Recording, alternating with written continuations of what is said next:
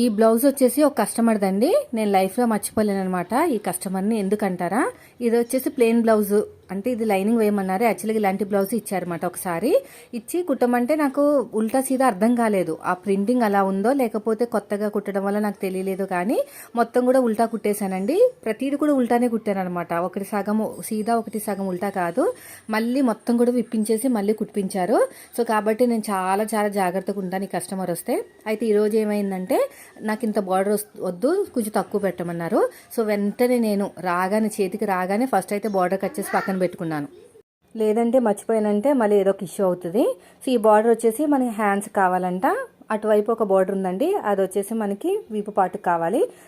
Already ఒకసారి దెబ్బతిని ఉన్నాను కాబట్టి ముందుగానే నేనైతే మార్కింగ్ వేసుకుంటున్నాను. ఇది ఉల్టా క్లియర్గానే తెలిసిపోతుందండి ఈ బ్లౌజ్కి. మొన్న ఇచ్చిన బ్లౌజ్కి, అంటే కొత్తలో మాట, ఒక 3 years బ్యాక్ ఇచ్చిన బ్లౌజ్కి అయితే అస్సలు తెలియలేదు. అప్పుడు అనిపించింది వాళ్ళని అడిగితే అయిపో